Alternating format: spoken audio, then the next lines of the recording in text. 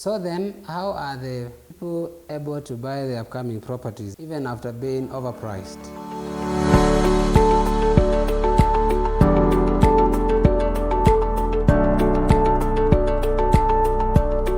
Hardly anyone can afford those luxury flats as an individual. A lot of property is now being acquired through group purchases such as chamas, SACCOs and investment clubs. But there is also regional fuels to Nairobi's property boom. Kenya is in a region where there is hardly any options available for small to medium investors. Nairobi Securities Exchange in 2014, to be specific, transacted 44.1 million worth of shares. And by contrast, in the region, Dar es Salaam Stock Exchange was 5.7 million Kenya shillings, and in Uganda was 2.9 million.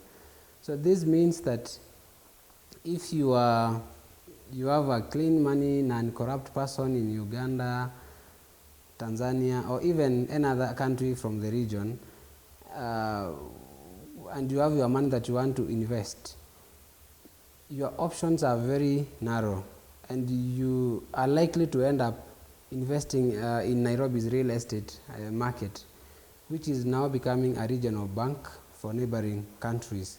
So we have seen most of the properties being bought by the investors from the neighboring countries, even after they are being overpriced, because what is happening is that they have no options of where else to invest, or rather, real estate in Kenya is proving to be profitable compared to even their stock exchange in their various countries. Still, there is also a dark side that we cannot afford to ignore when it comes to how properties are purchased in Kenya.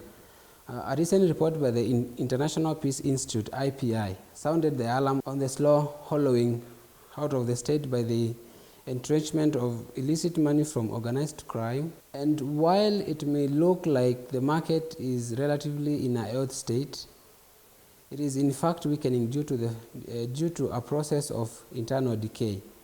And according to the report, and I quote, it may sound strange, but illegal activities in Kenya are so entrenched and pervasive that having tough legislation that curbs money laundering could impose a heavy cost on the Kenya's economy, or even at its growth. Corruption in government and private sector supplies, tax evasion, cross-border money transfers, and funds from undisclosed sources are so significant to the Kenya's economy that curtailing them would have a deep and negative impact.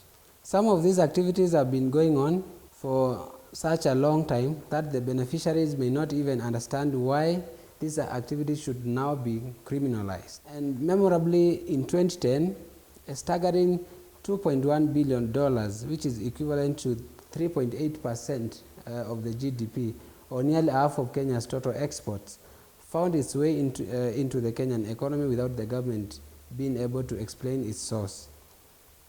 So this is a clear indication that there is a lot of illegal money, so to say, that finds its way into the Kenya's economy. And this is the money that goes to fuel, or rather to purchase all those properties that are coming up. And in turn, it ends up increasing the prices of the properties.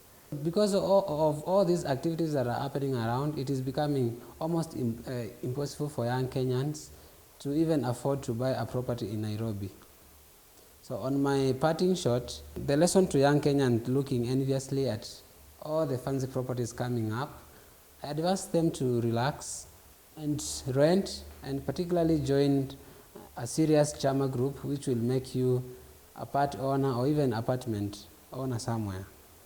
This is becoming the new norm, or better still, like I've discussed in the other videos, you may want to focus more on the counties, because that's where probably it is easy to invest with a relatively smaller amount of capital. Thank you so much for watching this episode of Matters Real Estate. In the next video, I want to discuss about, is the Kenyan property bubble about to burst, and all the stories and the saying around that. So subscribe to my channel and come back for more of these videos.